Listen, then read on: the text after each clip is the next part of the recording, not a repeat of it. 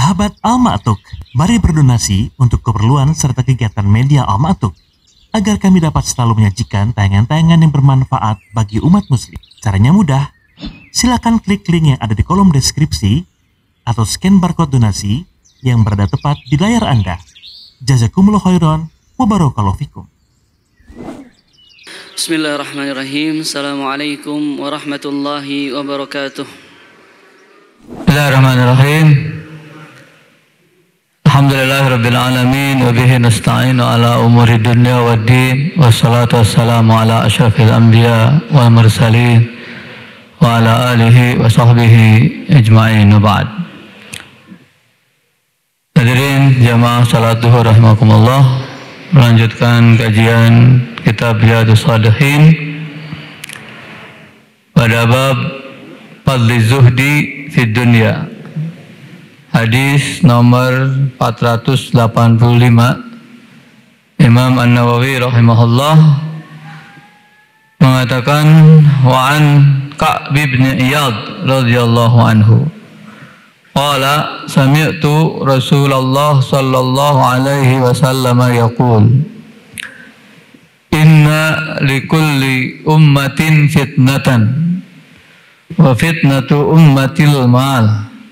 Rawahu Tirmidzi wa qala haditsun hasanun sahih.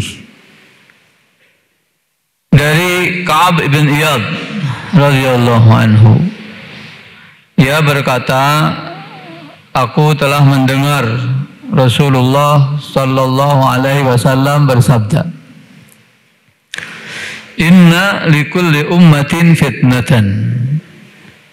Sesungguhnya bagi setiap umat ada cobaan. Wa fitnatu ummatil mal, dan cobaan untuk umatku adalah harta. Hadis ini diriwayatkan oleh At-Tirmidzi dan dia mengatakan bahwa hadis ini hasan sahih. Ini peringatan dari Rasulullah Sallallahu Alaihi Wasallam kepada umatnya bahwa di antara fitnah atau cobaan atau ujian yang akan dihadapi oleh umat Nabi Muhammad Sallallahu Alaihi Wasallam adalah cobaan dalam bentuk harta. Sebenarnya harta adalah cobaan bagi semua manusia, bukan hanya untuk umat Nabi Muhammad SAW. Sebab Allah Subhanahu Wa Taala dalam Al-Quran banyak menyebut, dalam Al-Quran itu tidak kurang dari 76 kali kata al-mal. Dan malun itu bahasa Arab yang asal katanya mala, artinya suka, senang, cinta. Maka malun itu adalah sesuatu yang disukai atau dicintai, disenangi oleh manusia. Nah, ini sesuai dengan apa yang disebutkan oleh Allah Subhanahu wa taala di surat Al-Kahfi ayat 46. Allah berfirman, al-malu wal banun zinatul hayatid dunya. Harta dan anak itu adalah perhiasan dunia. Dan lebih rinci lagi Allah Subhanahu wa taala menyebutkan bahwa manusia itu dari sejak dilahirkan memiliki fitrah, disebutkan oleh Allah Subhanahu wa taala di surat Ali Imran ayat 14, zuyyina lin-nasi hubbus syahawati minan nisa wal banin.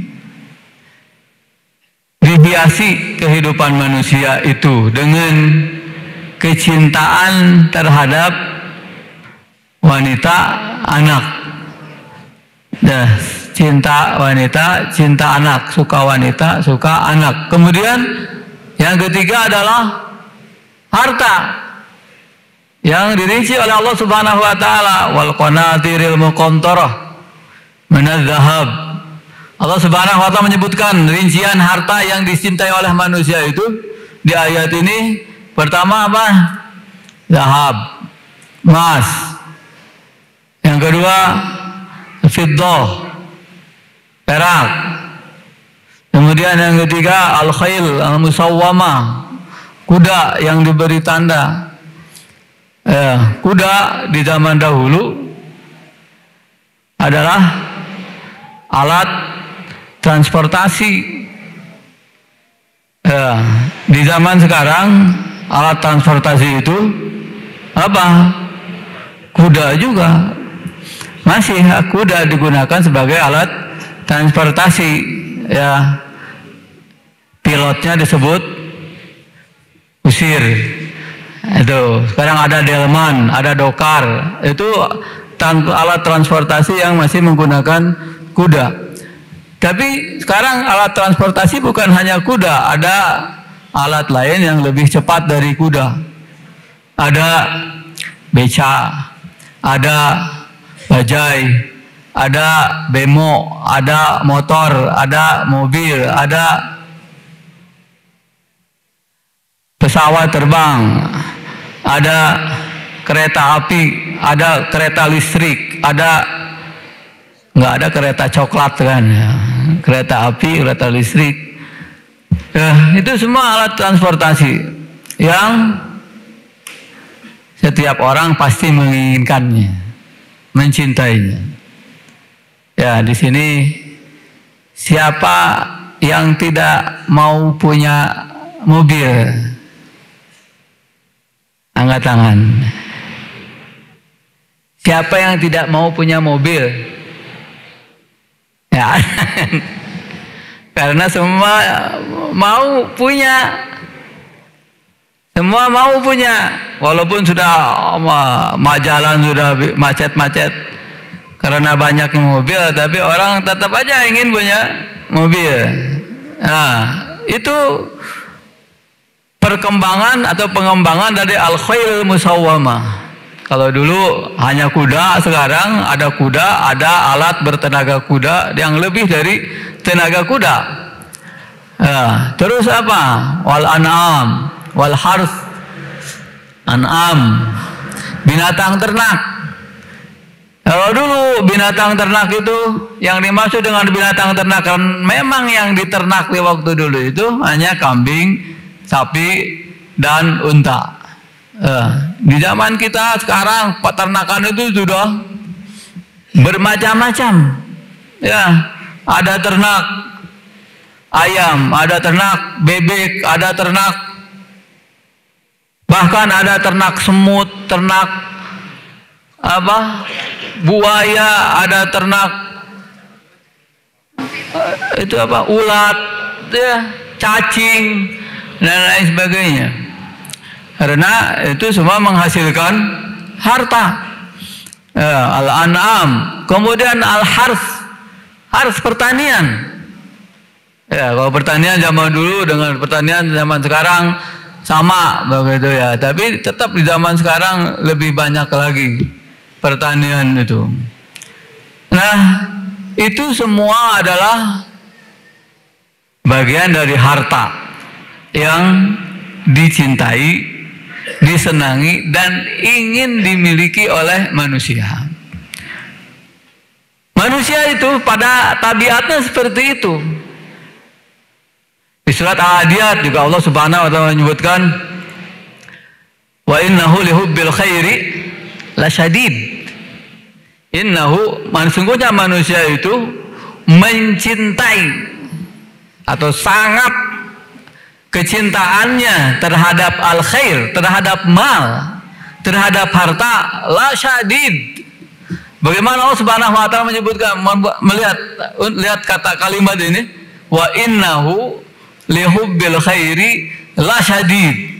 Ya, sungguh sangat kuat kesenangan manusia secara umumnya terhadap harta. Nah, ketika Rasulullah SAW berbicara seolah-olah mengkhususkan bahwa fitnah ini, cobaan harta ini hanya untuk umatnya, bukan berarti menafikan umat lain. Ya, kalau yang dimaksud dengan umat yang ini adalah umat khusus, umat Islam.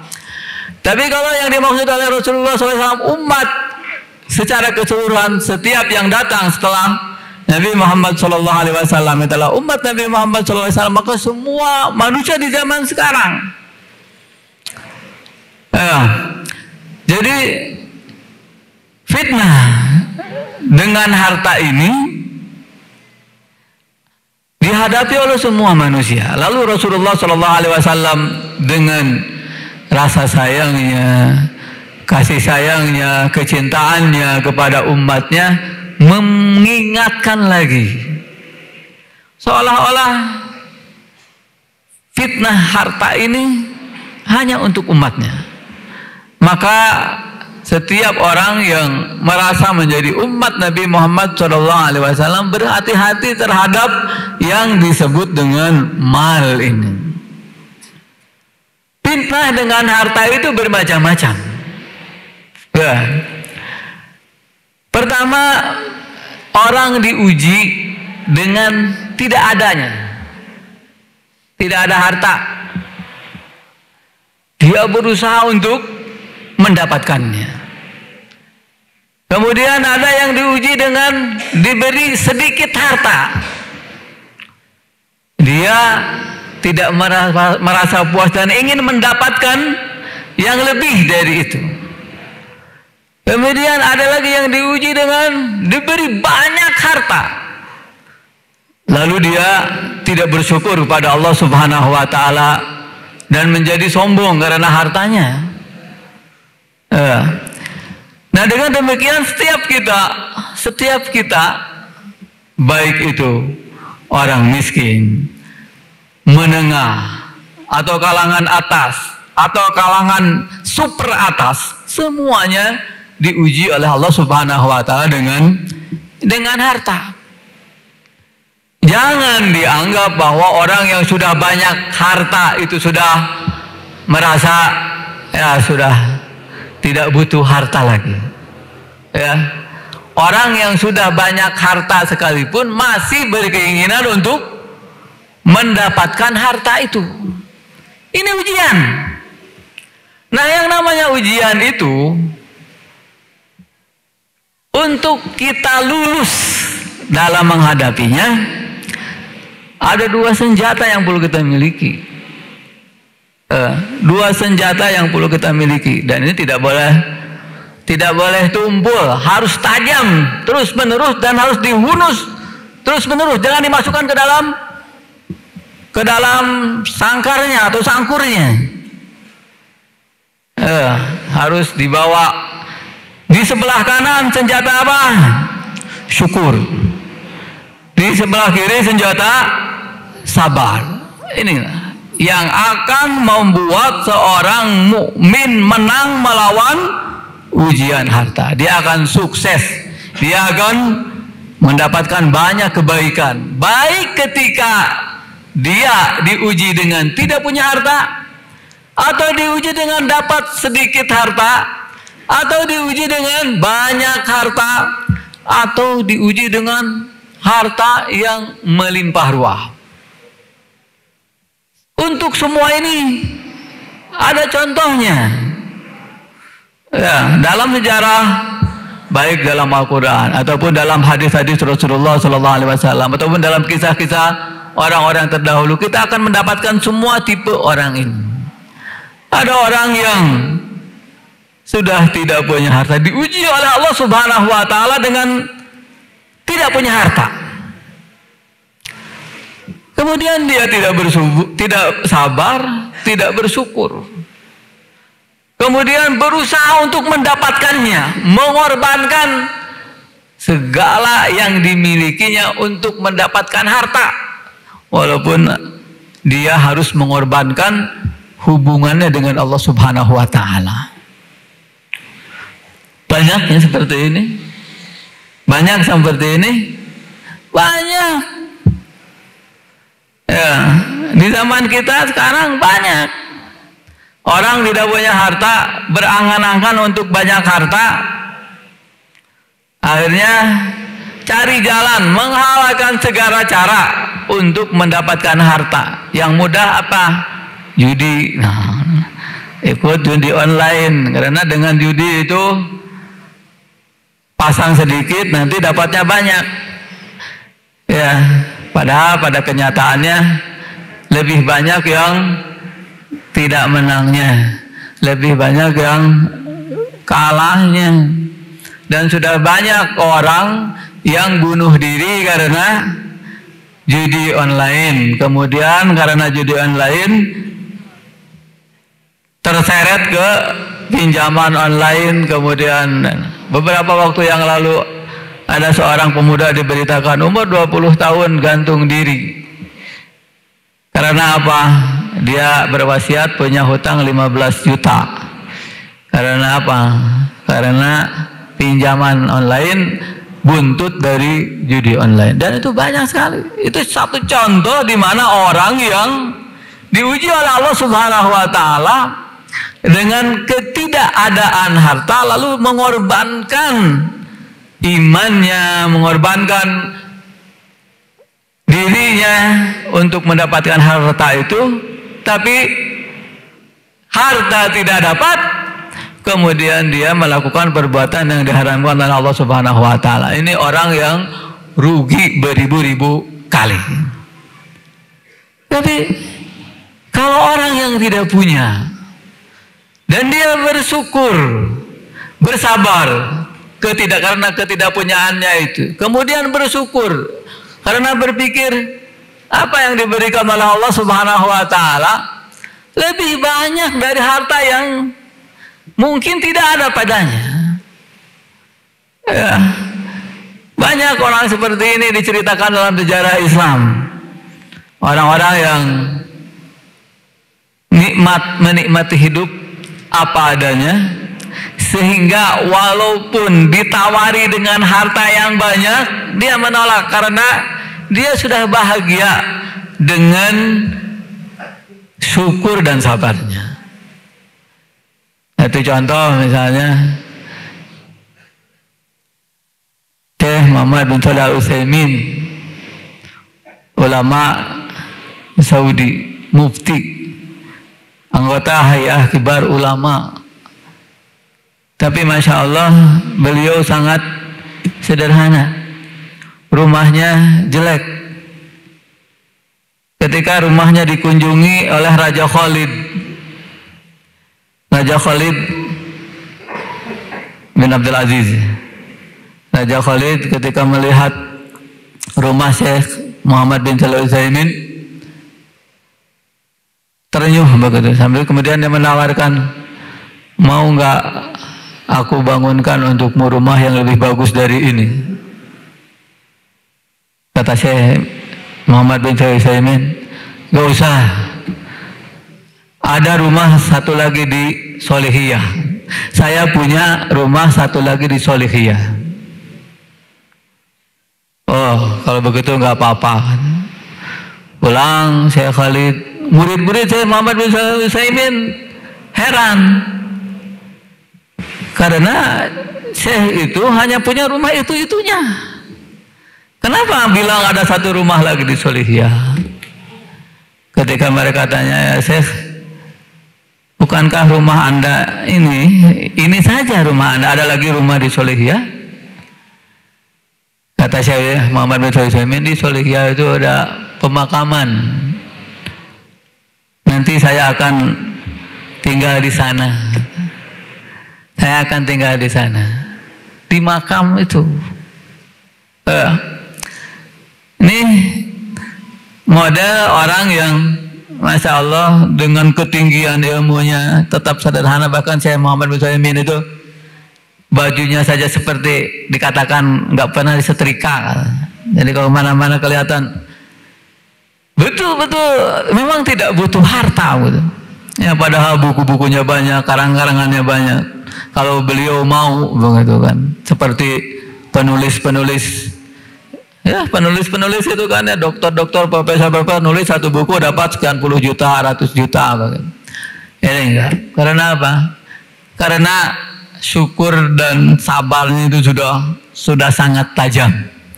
Ya, sekarang nggak usah jauh-jauh kita sekarang punya nggak ini? Punya nggak senjata syukur dan sabar ini? Ya, tumpul salah satunya, susah kita, menderita kita, menjadi guru, jadi ustadz atau jadi staf di pesantren. Berapa sih yang didapatkan? Kalau dihitung-hitung, mendingan jadi karyawan pabrik. Ya. Selalu ada perasaan begitu, ini lebih besar upah karyawan garmen daripada jadi ustadz. Padahal ustadz itu derajatnya lebih tinggi, tapi bayarannya lebih rendah. Kalau sudah begitu itu awal kehancuran.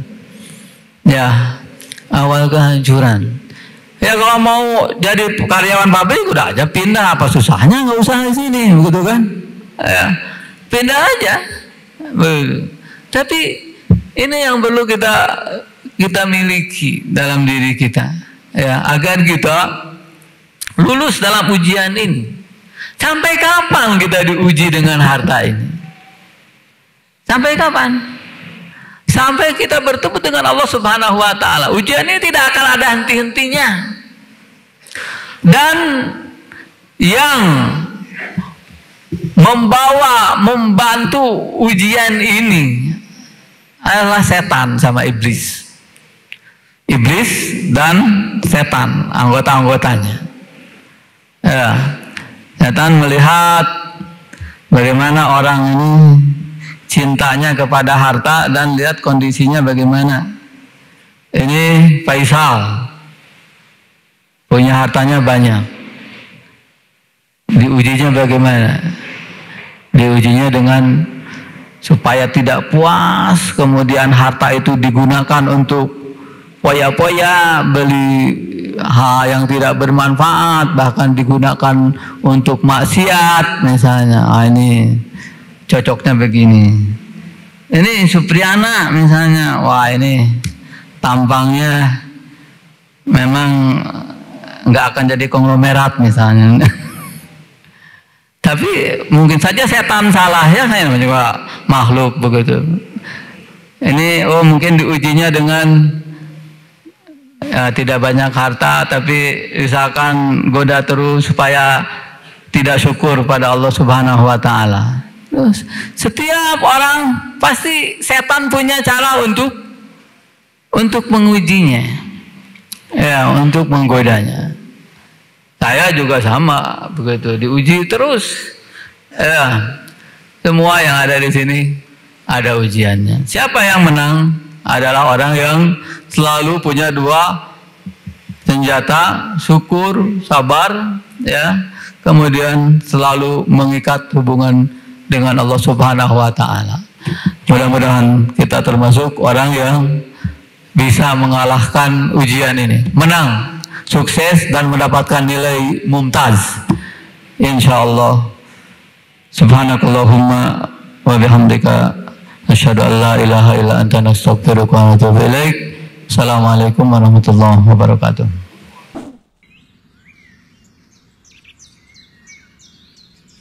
Sahabat Al-Ma'tuk, mari berdonasi untuk keperluan serta kegiatan media Al-Ma'tuk agar kami dapat selalu menyajikan tayangan-tayangan yang bermanfaat bagi umat muslim. Caranya mudah, silakan klik link yang ada di kolom deskripsi atau scan barcode donasi yang berada tepat di layar Anda. Jazakumullah khairan wa barakallahu fikum.